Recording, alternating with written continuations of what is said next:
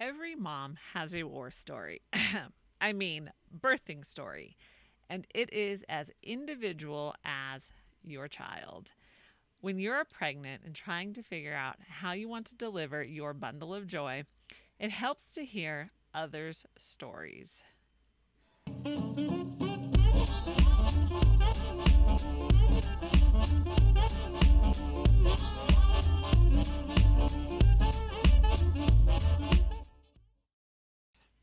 Hey moms, welcome to another episode of the Life Unboxed blog show where we talk about all things momtrepreneur, from raising your kids to running a business, and the most important one, keeping your sanity. I'm Jodie the mom from lifeunboxed.blog. And if you're enjoying this content, please like the video, subscribe to the channel, and be sure to leave a comment below. If you are listening to the podcast, be sure to subscribe to the podcast, download the podcast, and leave a 5-star review wherever you're listening. I truly appreciate your support. And remember, I would love to hear your questions that you just can't seem to get answered, so be sure to send them my way. Yes, Mom, today I'm doing something a little different, and I'm going to share my birthing stories with you, because I do find that hearing somebody else's story does help even after you've had 4 or 5 or 6 kids. So I still read stories because I find them helpful. They give me ideas on questions to ask and other ways to give birth. Like, you don't need to deliver flat on your back. And it's actually a better experience if you were to deliver sitting up. The way we give birth is a constantly changing field, so it is important to keep up with the latest news or, what somebody else has tried. So what was accepted when I gave birth to my first child had changed quite a bit by the time I gave birth to baby number 6. So let me give the obligatory statement that I'm not a doctor, nor is this intended for medical advice. These are just my stories and my personal experiences to give you ideas of questions to ask and just to give you ideas. So remember, these experiences are personal to me, and your experience won't be the same, but it helps to hear what other people have gone through.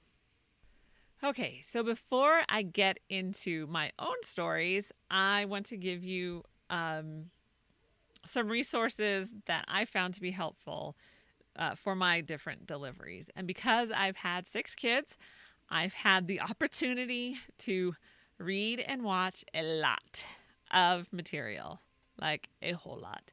And I like to be well educated too. So there's that. All right, so I have written some more posts, so I will leave the links below or the links for the videos, whichever I have. So the first one is Exhaustion and Nausea and Cravings. Oh my. How to combat pregnancy exhaustion and favorite pregnancy exercises that you will actually do, because I don't want to exercise while I'm pregnant, and I actually did these. So they are mom tested. So let's see. So for afterbirth, you can check out A Tale of 3 Feedings. And that's why I had to triple feed my daughter, even after nursing without any issues all 5 of my kids. The 6th one decided she was going to be the one to give me some problems. And then essential oils for anxiety, getting through the 4th trimester. So websites and apps that I would recommend is Babysitter and What to Expect When You're Expecting. I just like these apps because they counted my time for me, so I didn't have to think about it. So, I know. That's why I liked them. So I didn't have to keep track. So books, What to Expect When You're Expecting, Gentle Babies, Essential Oils and Natural Remedies for Pregnancy and Childbirth, Ina May's Guide to Childbirth. Now, all of these, let me just throw in this caveat.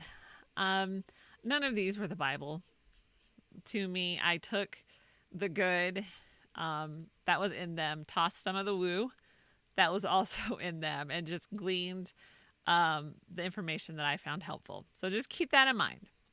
So Betsy's Bosom's Baby Book and The Girlfriend's Guide to Pregnancy. So some of these are going to have a little more humor in them. I'm sure you can't tell which ones those will be, but I will leave links so that you can check those out below. All right.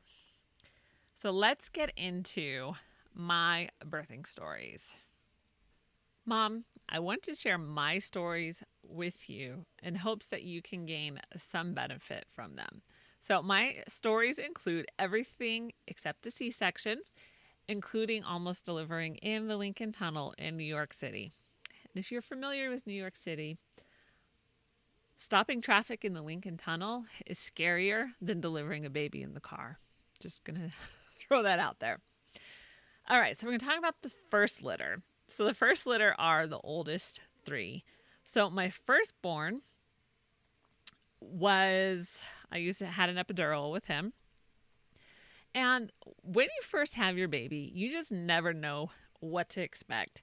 It does not matter how many books you read or videos you've watched. Until you experience it, you have no idea. So that's how it was with our first one. I had no idea what to expect. So in my final weeks of being pregnant with the first one, my blood pressure started going up. So I was put on bed rest for the last 2 weeks. And honestly, it was kind of a relief. But then again, at the same time, I was also going crazy because I was just sitting in my apartment and totally convinced that he would never be born. And, I just knew, and I was eating into my maternity time. So it was, on one sense, it was a relief because I was really tired of commuting and climbing up those subway stairs. And let me tell you, we were at a train station that had extra stairs, and it was like 3 flights of stairs. So sometimes I would just stand at the bottom and look up at them like, I don't know if I'm going to make it up them this time, but I always did. So it was kind of a catch-22 because I didn't want to waste my maternity time, but at the same time, I was exhausted. My maternity leave, so I was exhausted. So I did need the break. So it was in the morning. It was on my due date, believe it or not. It was on my due date in the morning. My husband had already left for work, and I was making breakfast. I stood up, and my water broke. So yes, it felt like a scene from the movies that they tell you, all the books tell you, never happens. There was no warning. I did not have any contractions, and my water just broke. And of course, my husband is on the subway with no cell phone service. Yeah. So I did the next best thing, and I called my mom, but she was on the other side of the country. So there was nothing that she could do except talk to me. And I think she was a little freaked out because I was home alone. But anyway, so by the time he finally came home, my contractions had started and it was time to head to the hospital. Because I have to mention that there were subway delays as well. So at one point, so he had made it all the way into the city because he didn't get any of my messages. So he had made it all the way into the city, finally got my messages, turned around and came back, and there were still delays coming back home. And so he finally got off the train and took a cab the rest of the way. But he made it. And so my contractions started and we headed to the hospital. So before that, I was laying on the floor waiting for a contraction to pass. And it was at this point that I decided I was going to get an epidural. I distinctly remember looking at my husband and saying, I'm getting an epidural. He's like, whatever you want, babe. Smart man. Once we arrived at the hospital and I finally got my epidural, I was 7 centimeters by the time that happened. It felt amazing. So I went from breaking out in a cold sweat every time a contraction hit to calm and almost pain-free because it did not totally numb me. So baby boy arrived without a hitch, and from start to finish, the labor was about 8 hours, which I will say is pretty unheard of for a first labor. So that was baby number 1. So baby number 2 was a little bit different. And I'm going to go through at the end. So I want to give you all the stories. And then at the end, I'm going to tell you, I'm going to give you the advice that I would give my younger self now. So if I knew what I knew now, I'm going to give you that advice. So the second born was induced and an epidural. So again, his birth was very different from the first one, mainly because I was 5 centimeters long without any contractions. And so my doctor was concerned that I would actually end up delivering in the car. So we induced 2 days before his due date, which again, it was kind of relieving. We lived 45 minutes from the hospital, but we worked 10 blocks from it. So it was one of those things. If I went into labor at work, we were perfect. If I went into labor at home, it might be a little tough. So my doctor did decide to induce. And so we went in the next morning. We had an appointment and then went in the following morning. And this was the process. She broke my water. The contractions started. Then the Pitocin started. Why? Because you get induced and they give you Pitocin. That's just what they do. But my contractions had started before they gave me the Pitocin. And then I got my epidural and he was born an hour and a half later. So 1 hour and 30 minutes from start to finish. That was my labor. Yes, I know these are not common labors. Most people do not have really fast labors like this. Some do. My mom did. So it's inherited. So my third baby. So I had 2 boys and now we're going to have a girl. And she was a totally natural birth. So she entered the world with a bang. She decided that she wanted to arrive 2 weeks early. So we had plans for my parents would come out a few days before my due date because I've never delivered an early baby. They would come out a few days before my due date. They would be able to stay with the 2 older boys and, we would be set. So she decided that she was going to change our plans. And we already knew that I had very fast labors. So my doctor who delivered my second one was also delivering my third one. And she told me, even with my second one, she told me to come on the first contraction. So no waiting, well, let's see if this is labor or not. It was first contraction, come now. So the first contraction came. And of course I waited to see if it was actually labor. So when the second contraction came 10 minutes later, then I told my husband I was having contractions. So by the time we got into the car 5 minutes later, I had another contraction. And he actually he doesn't let me live it down, the fact that I did not tell him on the first contraction, that I told him on the second one.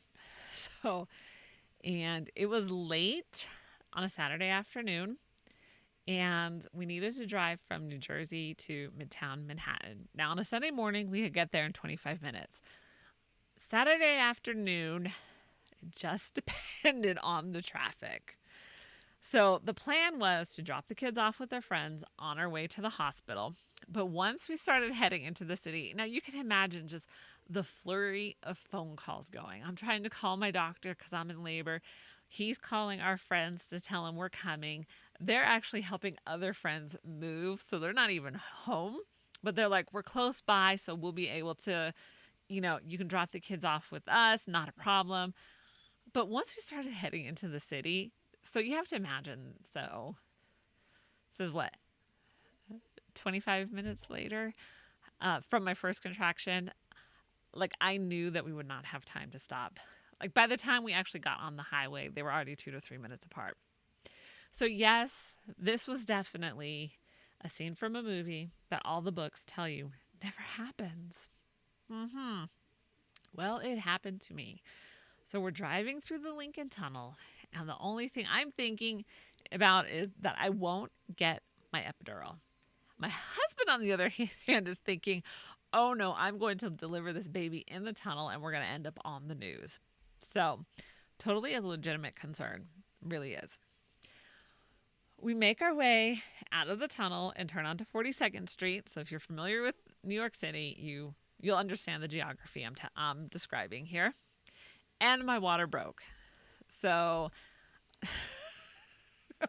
yeah, as you can imagine, so I'm having contractions that I think at this point they're 1 minute apart. So they're just really right on top of each other. And then my water broke. So things are getting very scary now, more than they already were. So when we reached, we have 9 blocks left to get to the hospital, I started saying, I don't think we're going to make it. That is how ready I was to have this baby. It was, I don't think we're going to make it. I don't think we're going to make it. But we did. We did make it to the hospital. So we pulled up in front and my husband grabs this random guy walking up to the hospital and he's wearing scrubs. So he's legit, right? Who knows? He could have been the janitor, although I don't think they have the janitors wear scrubs. He could have been the janitor for all I know. So first random person, that guy, my husband jumps out and he goes, please help me. My wife is about to have a baby. So he runs in, the other guy runs in, grabs a wheelchair, and he takes me upstairs because this is New York City. We're in the middle of New York City. My husband has to go around the block to park the van, and he has the boys. So random person in scrubs. I am about to deliver a baby. No idea if he's the janitor or can actually do this thing. Takes me upstairs. So he goes to the first set of elevators, the public elevators, and I just start blowing. And because that's what they tell you to do in childbirth class, is to just blow out air so that you can keep yourself from pushing. So he I wouldn't say he freaked out, but he goes, okay, let's try another elevator. So he goes to the emergency room elevators and takes me up in those. So our random hero gets me up to triage and I start yelling at everybody because I've been around a while. I have seen them not take these women very seriously, and I needed them to take me very seriously at that point. So they do, thankfully. They wheel me into the room, and they start calling around for my doctor. Now, mind you, I went from I'm about to give birth to I'm still about to give birth, but now you're trying to find my doctor? No, let's just do this thing. Come on now. So at this point, I am officially done with the delays. The baby is coming, and whether my doctor gets there or not. So the nurse starts yelling that she sees the head. So my doctor rushes in. They did find her, throws plastic down, and I deliver my baby in the wheelchair. So my labor was about 1 hour and 15 minutes. So the baby arrived 2 to 3 minutes after we got to the hospital. So this was definitely better than any movie scene that Hollywood could come up with in their own heads.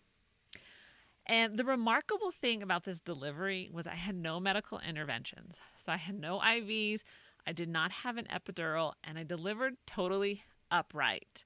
And you know what I discovered? The recovery process was so much better than the first two. The difference was stark. And how quickly I recovered with the third baby than with the first two. So that was the first litter. So now we're going to talk about the second litter. So the oldest 3 are the first litter. The youngest 3 are the second litter, because there was a few years between baby number 3 and baby number 4. And again, my husband was traumatized by the birth of our third child. So yeah, we needed a break. Okay, so the fourth baby was induced, but no epidural. Since baby number 3 was so lightning fast, we did not want a repeat of almost being born in the car. So he was induced a week early. The Pitocin started. They waited to break my water. Then the doctor broke my water, asked if I wanted an epidural, called the anesthesiologist. The anesthesiologist arrived 5 minutes later. I was ready to push. And baby boy arrived 30 minutes after my water was broken, delivered without an epidural, and everything to say that what they say about Pitocin labor being more painful is absolutely true. This was the most painful delivery I have ever experienced. I was just glad it was over quickly because it was intense and it was painful. And even after I had delivered him, it took me a while to even just catch my breath. So, baby number 5. So this one was induced and labor. So at this point, I've had 2 that were with an epidural, 2 that were without. So he was my tiebreaker. And I decided to have an epidural with him. So his delivery was very similar to baby number 4. So I got induced early, a week early, again, because of the concern with going into labor. And at the time, because for all the babies prior to this one, my husband and I worked together.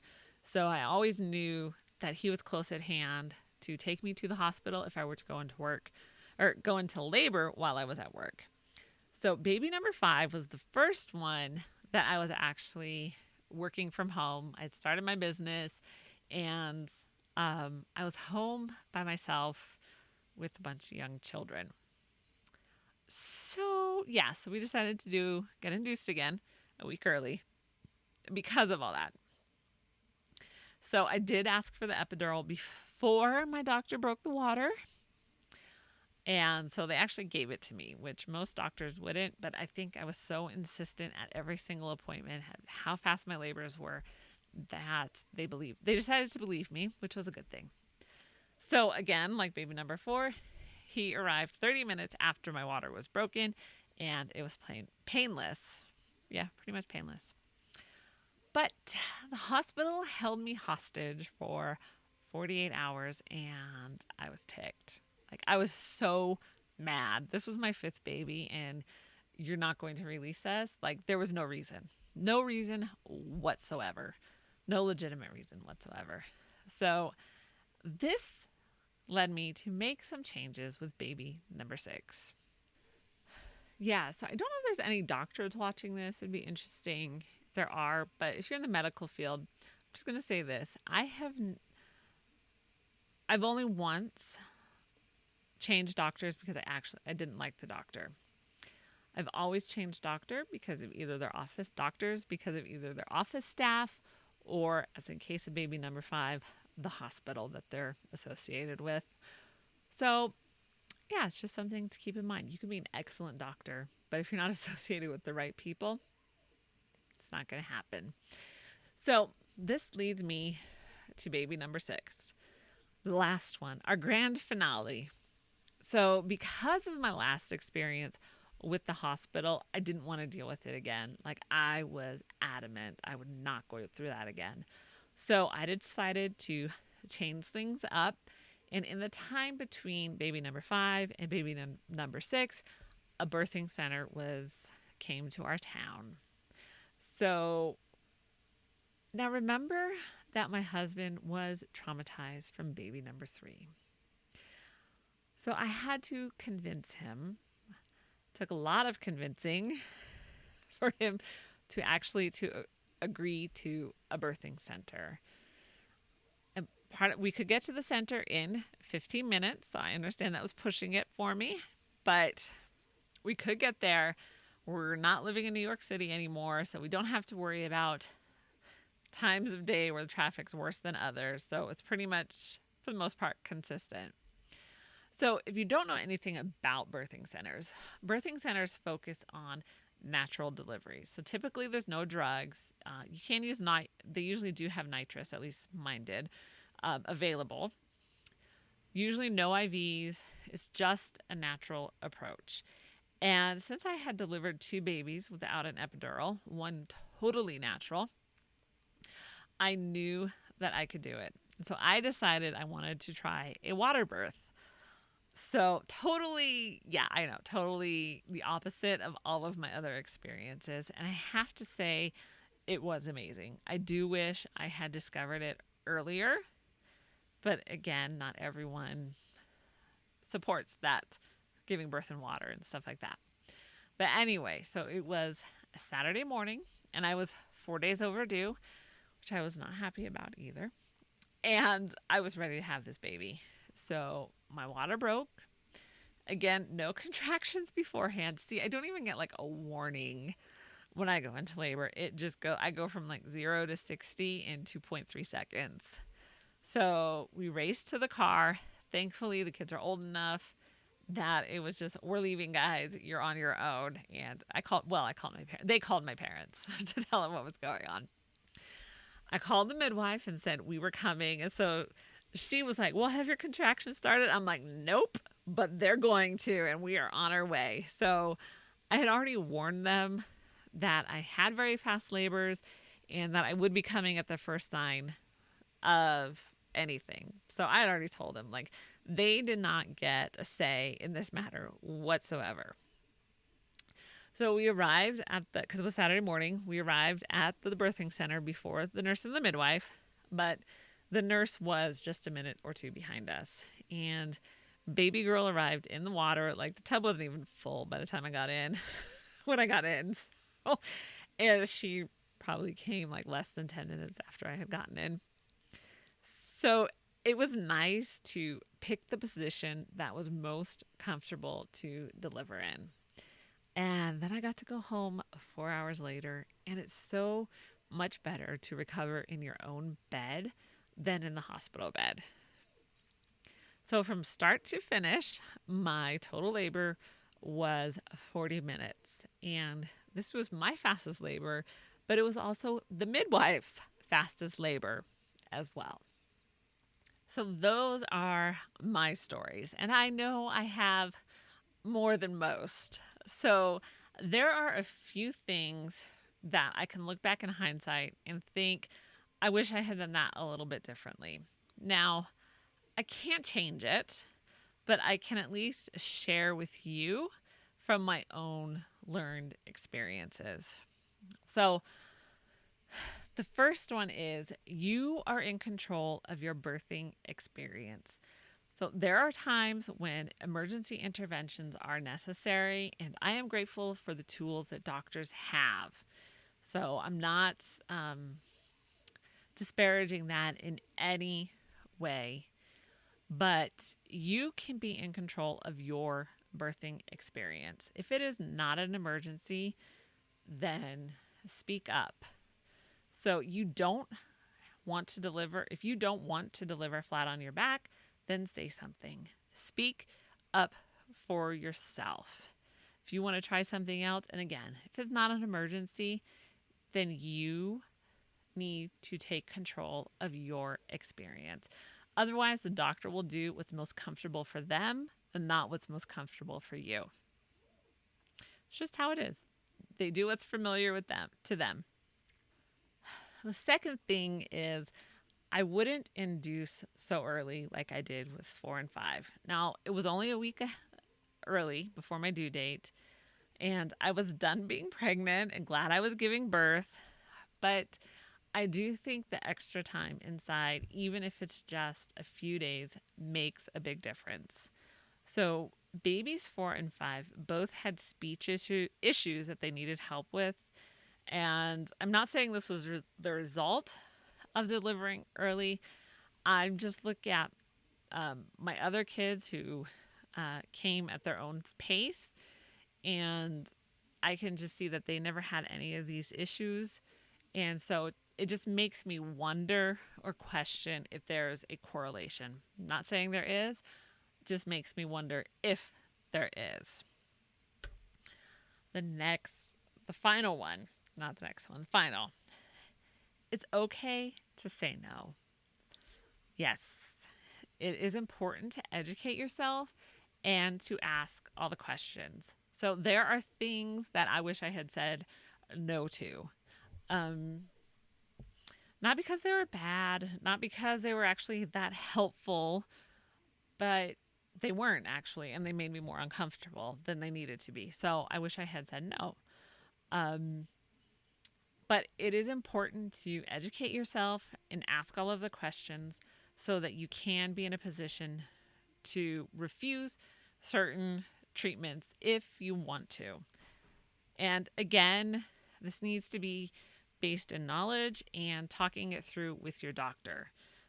So these are just the lessons that I would tell my younger self.